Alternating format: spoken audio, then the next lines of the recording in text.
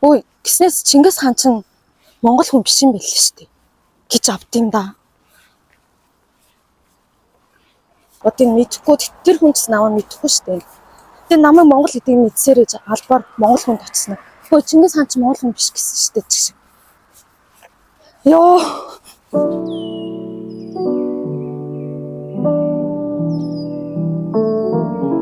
За бүгдээрээ сайн байцгаана уу? Өглөө өдөр өрөөнд. За би гэрээсээ гараад тасал хийдэг юм. Зам дээрээ гарч ирээд алхаж гин. Өнөөдөр аягүй сайхан нартай өдөр бай. Нэг тийм халуун биш. Сүүлийн өдрүүдэд бороо ихтэй байлаа бүгдээр. Тэгээ өнөөдөр сайхан нартай өдөр байна. Тасгал яаж явахдаа нэг иймэрхүү бичлэг хий гэж нэлээд дээрээс бодсон байхгүй юу? Ингээ алхаа явж явахдаа ярьж байгаа бичлэг хийвэл сонирхолтой юм шиг санагдаад. Солонгост амьдраад сүүлийн үед сонин сайхан юу байна тэр талаараа гоё ярих гэж бодлоо. Сая энд Чөсөөгийн баяр болж өнгөрсөн. Гэр бүлээрээ уулзаад админ талынхаа Матастай нөхрийн эгч дүү ингэ тэрэг Адам аавын талын ах дүүнэр Адам ээжийн талын дүүнэр гэл тэгээд нөхөр бэрүүд үр хүүхдүүд ингээл олоолаа цугласан. Тэгээд цуглаад гоё хоорондоо сайн сайхан ярилцаад хөвчлөлтөө амттай хоол молтойд ер нь гадуур хоол хийжтэй эсвэл гэртээ жоох юм бэлдээд идээд тэгсгээд өнгөрчтэй юм байлаа. Гэтэ дээр үед манай хадам ээж болохоор тэгжсэн л та.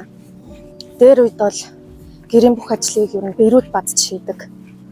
Тэнгүү зөндөөх ингээд зочин ер нь хоол унд аяг шавна, аяг тавг хугаана гэдэг. Маш завгүй ингээл ажиллаа нэлээд ядардаг. Тэгээд хүнд ажлыг нь хийдэг болохоор бэрүүд их завдаг. Яг дээр үед л одоо тийм байсан. Одоо үед бол өөр. Тэрийг манай хадам ээжийн нэг авуус тадлан тэрийг аягуулсан ойлгох юм лээ. Би тэгэж хүнд хэцүү амьдэрсэн. Би тэрийг бэрдээ тэр зовлонг үзүүлмээргүй байна.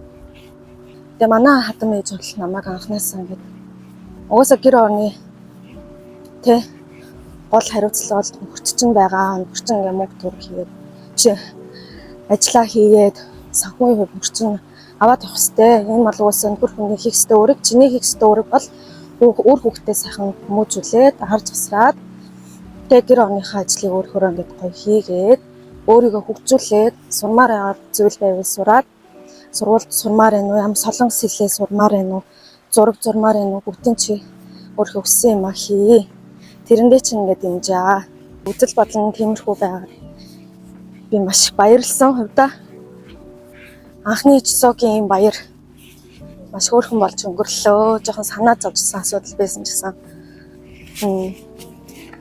Манай солонгос дэлхийн гэр бүлүүд маань намайг аюу гоё хүлээж авсан. Одоо нөгөө нэг хамаатны эгчнэр авга нагац эгчнэр нас надад хөөрхөн зөндөө бэлэн мэлээ өгөөл.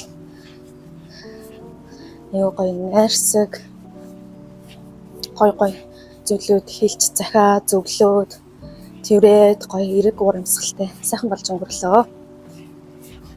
За дараагийн ярих сонин сайхан маань би Солонгос улсаас мөнгөнд итгэмж авсан. Мөнгөнд итгэмж гэхээр та шууд бэлэн мөнгө гэж ойлгочих магадгүй гэхдээ тийм биш. Одоо юу юм чинь манай Монголын хүнсний талон гэдэг юм тиймэрхүү. Улсаас бүх хэрэгтээ тараасан мөнгө. Гэхдээ тэр нь ингээд бэлэн биш яг ингээд картт ашигладаг. Тэнгүү зөвхөн дэлгүүр зах хоолны газрууд хвчлэн бүх хоолны газар тэ супермаркетнууд тэр ингээд тиймэрхүү зүйлүүд ашигладаг. Гоо сайхны дэлгүүр ч гэсэн ер нь баг бүх газруудад ашиглагдчихсэн юм санагдсан. Тэгээд тэр нь саяхан өнгөрсөн 9 сард эхлээд 200,000 воныг тараасан. Тэгээ хамгийн сонирхолтой нь би хамрагдахгүй болов гэж хэлсэн чинь би энэ оршин суух үедтэй болохоор хамрагдчих болдсон байлээ. Тэгээд манай энэ амьдарч байгаа хот болохоор арай илүү 50,000 вон өгсөн. Тэгээд нийт 250,000 вон маань хөрхүү гэдэг нийлээд 750,000 воны юм купон карттай болсон сүүби купон гэх солонгосоор. Тэгээд тэрүүгээрээ бид сайхан ингээл хэрэгтэй юмнуудаа аваад хоол хүнснээ тэрээ гэдэг гоё нэлээд ажиггүй зарцуулаад дууссан. тэрийг болохоор шууд интернетээр би өөр нь гэсэн солонгос данстай болохоор холбоод бүртгүүлээд тэгээ төрсөн сарынхаа төрсөн сүүлийн тоомоогоор нь 7-ны яг хэд дэх өдөр бүртгүүлэхгүй юм тэр тийм хүн байд юм лээ. Тэгээ тэр өдрөө яг өглөө 9 цагаас хойш бүртгүүлээд тэгээ маргааш нь мөнгө нь ороод ирд юм лээ. Тэгээд тэрний сая 2 дахь улирлах гээд 11 сард 100,000 вон тараасан. Тэгээ тэрийгээ бас авсан. Машин суух визээр амьдарч байгаа иргэдэг хүмүүстэй ч гэсэн бүрхэн ингээд өгж байгаа надад айгуу таалагдсан. Энэ бас яг иргэн биш ч гэсэн тэгээ аль биесны визээр амьдарч байгаа болохоор татвараа төлж байгаа, даатгалагдж байгаа гэж байж байгаа болохоор бас өгч юм санагдсан.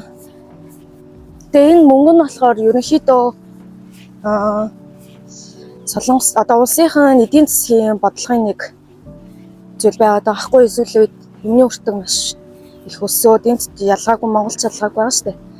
Тэгээ худалдаа авалт ер нь буураад, иргэдийн худалдаа авах чадвар нэлээд буураад, жижиг дунд бизнесүүд нь зогсон байдалд ороод тэгэнгүүт сайн талаас нь авч үзэх юм бол тэр зогсон байдлыг дахин ингээд хүмүүсийн худалдаа авах тэр юунд ингээд туслаад дэмжээд тэгээ түрөөс ингээд иргэдээ ингээд бодож байгаа шүү гэсэн тиймэрхүү мессеж өгч байгаа юм билээ. За би одоогоор 18 минут алхсан байна. Бичлэг хийж хат миний дамсаа давцаж магадгүй би уг нь аль болох 50 алхаж байгаа.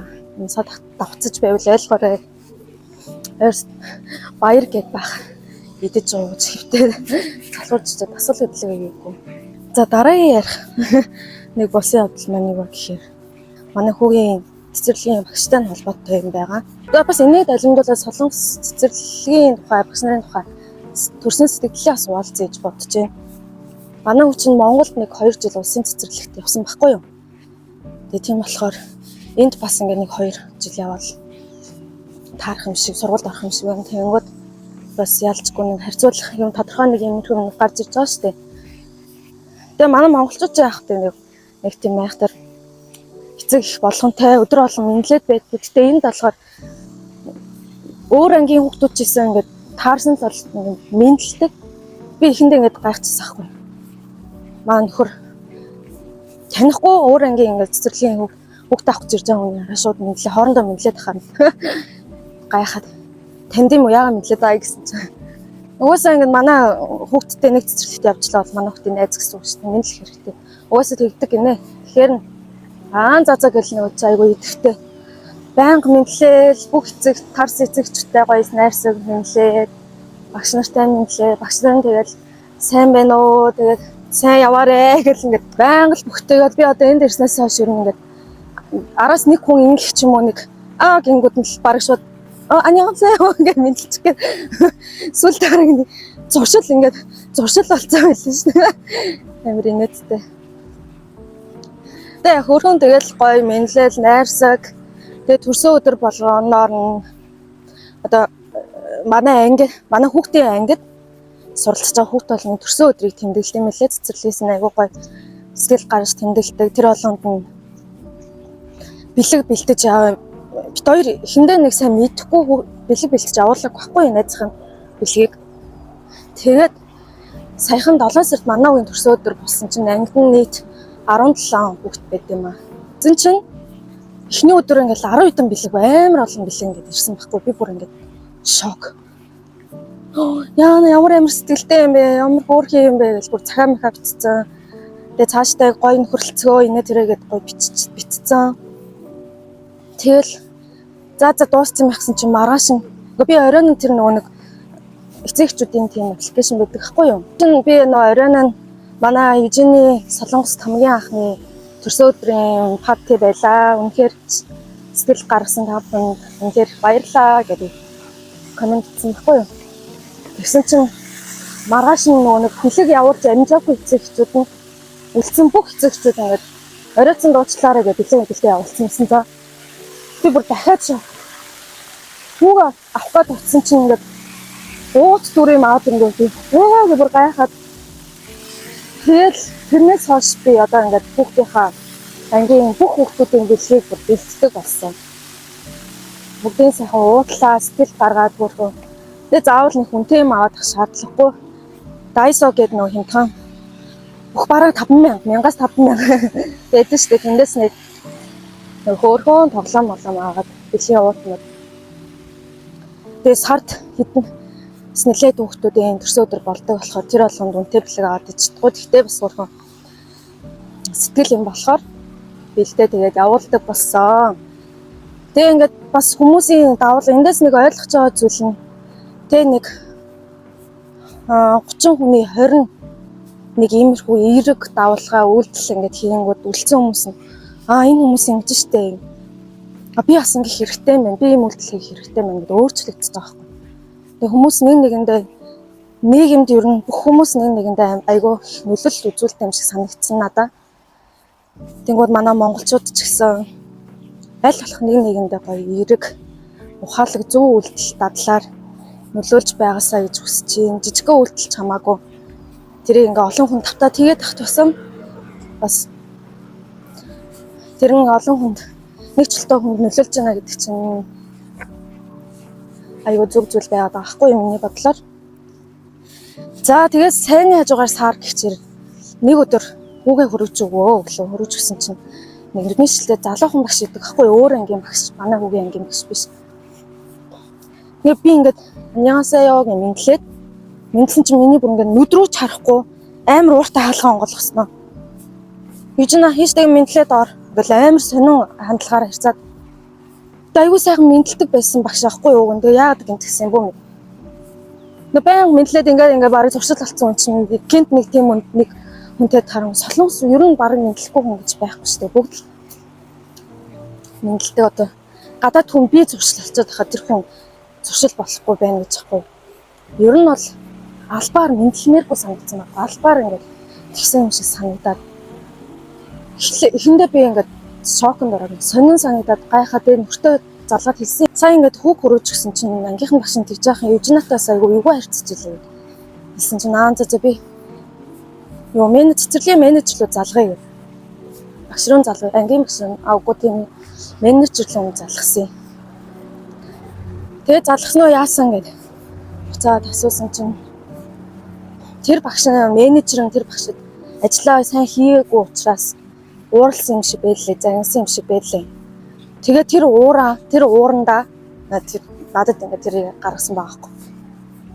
Тэгээ яг уу бас нэг сайхан сэтгэлээр харж үзэхэд бол үнэхээр стресстэй хүн түмийн царайг өдрөө хармааргүй юу ч юмэрхгүй тийм үед байдаг л та. Тийм болохоор би ойлгосон. Тэгээд тэр багш менежер нь уучлаарай гэдэг өмнөөс нь уучлалгүйгаад тэгээ манай багш жоохон нэг тийм нэлээд гүн стресс байгаа юм шиг байна. Тэгээд ойлгоорой юм өдрө гэхээр за окей л гэдгийгсэн. Тэгээ маа нөхөр тэгж байгаа хгүй хэрвээ яг хөө тиймэрхүү зүйл байж болно гэдэг талаас нь ойлгож хүлээж авч байгаа болохоос айхтар эцэг эхчүүд байсан бол хил ам хийгээл боо юм болно шүү дээ. Хэрвээ тиймэрхүү шалтгаан байгаагүй байсан бол маа нөхөр тэгсэн байхгүй. Шууд уурлаад хэлээ гэж бодож исэн гинэ. Өмөөрөө яхаараа та нар ингэ бүгд эцэг мэдтгүй юм бэ те. Ингэж үйл тавсан муухай хандлагатай. Ялангуяа хүүхдээ хажуу тиймэрхүү үйлдэлүүд л үзэл мэдчих юм маш хүний хувьд ёс суртахуунгүй муухай үйлдэлхгүй. За сүүлийн ярих юм маань юу вэ гэхээр сүүлийн босон явдлаа ярьж заяа. Би одоо нэг солонгосын сургалтанд суудаг штэ. Миний блогийг үзсэн бол мэдчихээх. Тэгээд тийм манай тэр сургалтанд олон үндэсний хүмүүс солонгос хэл сурдаг гэдээ ярьжсэн да. Тэгээд тэр донд нэг хятад ихч байдаг хгүй юу? Хятад бүгд наримтай хятад баардуулсан. Нэг өдөр хичээлдээ яваал. Хичээлдээ очсон чинь тэр ихч нэг юм амттан нутгийн амттан эдээ амс гэл хөрхөөж байна. Тэгэхээр за гэл амсаал. Ингэдсэн чинь энэ нэрээ өвөр Монголоос ирсэн шүү дээ. Тэгэл жоох багш бас ингэ хажууд байсан. Би багштай ингэ хичээл хийсэн энэ төрөйг ярьж ирсэн. Энэ өнөрөө өвөр Монголоос ирсэн шүү гэсэн чинь багш ингэ сонирхол өвөр Монголын тухай хэсэг тийм яриа өрнөсөн. Тэгээд тэр хүн өвөр Монголын тухай яг юу гэж монголчуудын тухай юу гэж боддог бол би сайн мэдэхгүй ярилцаж үзээгүй. Үндэстний хувьд бол монголчууд тэгээд иргэншлэн бүгд найрамдагчдад ард улс гэж явдаг. Тэгээ сүүлд харахад нэг 80% нь хан үндэстэн гэдэг нэг хятад гэсэн үг үстэй. Хан үндэстэн. Тэгээд 17% нь Монгол үндэстэн гэсэн юм шиг байлээ.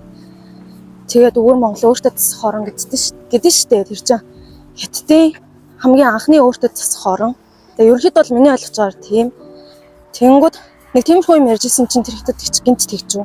Би бүр шокнд ороод юу ч хэлсэн бэ гэхээр штэ. Тэрээ сонсч ирсэн бол комент бичээрэй за.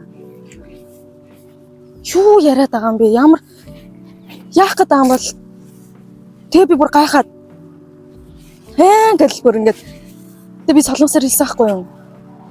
Үгүй Чингис хааныг арай хятад хүн гэх гээд байгаа юм шиг зү. Үгүй зү. Би бүр дээж асуусан. Яаж юм тийм мэдрэмж төрөөд өвөр монголчуудыг бид нэр одоо эзэмшсэн өвөр монголчууд одоо хятад гэх гээд байгаа юм уу? Тэгж бодд юм яа мэдхгүй яа тэгсэн мэдхгүй за гэтээ би бүр амар гайхаад нэг бодлоо ингээд бүр монгол хүмүүс цусгуур хөөрөд бүр уур урж байгаа байхгүй юу? Энэ одоо яг юу мэддэг гэж те би тэлтэйг мэдэхгүй юу одоо мэдэхгүй тэр хүн ч намайг мэдэхгүй шүү дээ. Тэгээ намайг монгол гэдгийг мэдсээрэж албаар монгол хүнд очсон. Хөө Чингис хаан ч монгол хүн биш гэсэн шүү дээ. Йоо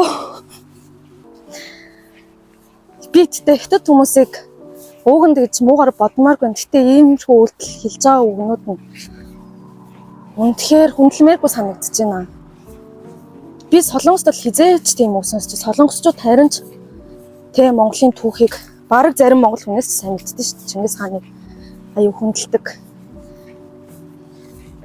Монголын түүхийн талаар аюу сайн мэддэг. Чингис хааны талаар сайн мэддэг. Би Чингис хааны талаар ингэж ярьж байгаа юмтай би бүр анх удаа тарж байна. Тэгэл би ингээд жоохон ингээд сонин царилаа хэлэнгүүд багш санаа зов. Бити тоо хүн болгоны үзэл бодол өөр байж болно. Яг нэг бодлын зөв талаар нь хэлж байгаа юм л да. Өөр байж болно бити тоо. Тайчих гэл. Нугасаа хичээлээ хийжсэн болохоор хичээлээ төвлөрье. Уус ийм хүнтэй юу ярих юм тийм үсттэй энэ заавал хэлцэл. Би тэр хүнд очиод заавал Чингис хааныг батлах гэдэг шаардлага надад ч байхгүй. Тэр бүхэн өөр айхтар Монгол их ах нартай таарсан бол алуулж байгаа за. За тэр мэр чахныг алцаад ханчтай шүү. Дороо үзэлтэй муухаг гацаа юм хүмүүст анхаарал хандуулаагүй нэг бодлын зүв. Тэгээ би тоохгүй өнгөрөөцсөн байхгүй хичээлдээ анхаарал. Тэгээ тэр дундаас тэр хятад хүн тиймэрхүү санагдсан ч гэсэн багшийн хандлага надаа ингээд нэг тийм хоёр үнцгийг ойлгуулсан байхгүй юм. Нэг талын багшийн хэлж байгаа зөвлөлтөө нэг заавал ойлгоцох гэдэг албагүй, тайлбарлах гэдэг албагүй, тоохгүй өнгөрөх юм дээрээ тоохгүй өнгөрөөд сурах хэрэгтэй. Тэрэн зөв би тэгээд чимээгүй тэгээд өнгөрсөн болсон. Хэрэлдээд инээ тэрэн гэсэн бол бас нэг сайн болохгүй шүү дээ. Тийм учраас дараа нь бодоход бол айгүй зөв шийдвэр гаргасан. Тэгээд нэг талаас болохоор энэ үзэл бодолтой бас миний мөн чанар байгаад байгаа байхгүй юу? Тэрний үг гэхээр бүхэл бүтэн үндэсний бахархал хүнийг ингээд оромжилж ярьж байгаа нь бас тэрийгээ ингээд өөрийгөө хамгаалах өөрийнхөө үзэл бодлыг ингээд хамгаалах эрх байгаа шүү дээ хүнд. Магадгүй дээ хиттийн одоо тийм алдар суутай хааныг тэгж хэлсэн бол багшид солонгос тунд очиод танаа Сэжүн хаан чинь ийм тийм. Сэжүн хаан чинь солонгос үндэстэн биш ээ. Энэ тэрэг хэлэх юм бол өөртөө дуугаа өнгөрөөж чадахгүй за яг энэ хэлгээд. Одоо юу мэр чимдээ тоохгүй өнгөрөөс сурч тоохгүй хайчих гэдэг үг нэг бодлын аягүй тийм. Үнэхдээ айгүй тийм үйл тоосон мэдрэмж надад төрөөд байгаа байхгүй юу? Мэдээ шууд дайраад уурлахгүй чсэн тэр хүн тоохгүй өнгөрөхгүй байх уу гэдэг чинь тэр хүний сонгол. Эвтэйхнэр бас үзэл бодлоо илэрхийлээд өөрийгөө хамгаалах ёстой гэж би боддог байхгүй юу? Надад эвгүй сэтгэл төрүүлж штэ. Чи надад эвгүй сэтгэл төрүүлээд байна. Чөлөөдөө илэрхийлэх хэрэгтэй байхгүй юу?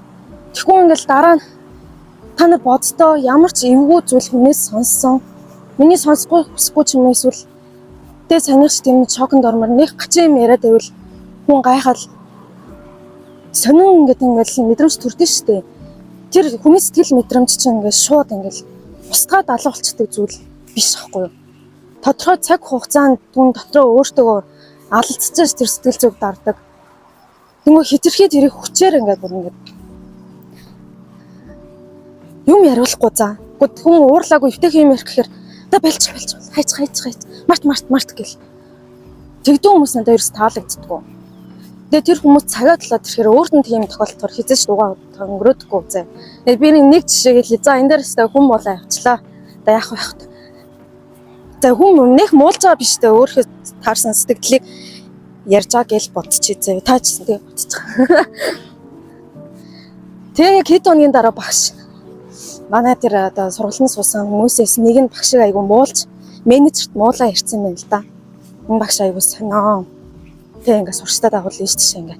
Тэг хөрхи заримдаа ингээ давуулаад гоё дотн байх гал хамт ингээ тоглож моглоод хамт хоол идээ тэ аяа бас ингээ насан турш хүмүүс тэ хоорондоо ингээ ганц пим уудаг ч юм уу тиймэрхүү байсан чинь тэрийг ингээ сурагчдаа хитрхи ингээ дайртаад аригтаар суугаад тэгээд байдаг. Айгу тийм муу багш гэж хэлсэн гинэ. Бүр ингээ муу гэж хэлсэн. За яг тодорхойлоод навдан сонсон юм гэж хэлсэн гэж байгаа байхгүй юу. Тэгээд тэр багш яасан бэ гэж өөрөө хэлээд байгаа хүнд хэлээд байгаа үгээрээ тоохгүй өнгөрөөч үстэй. Тэгээд бүсдэг хүн тэр хүнд байхгүй болсон. За ингээ өөрөө бүр амар эмзэглээд за царай бүр ингээ бараацсан. Яасан бэ багш яа зүгээр гэсэн чинь намайг муу багш гэсэн гэл бүр эмзэглээл. Тэ өөрөө ялгаагүй тэгэл амар сэтгэл хөдлөлтөд хүлээж авдсан юм биш. Ягаад хүний сэтгэл хөдлөлийг хүчээр болиулах гэдэг юм. Тийм үстэй. Надад бол тэр амар сонир санагдсан. Мэдээж тэр сэтгэл зүйн удирдаад хурдан ингээ те энэ хүнд би анхаарал хандуулах хүсгүй.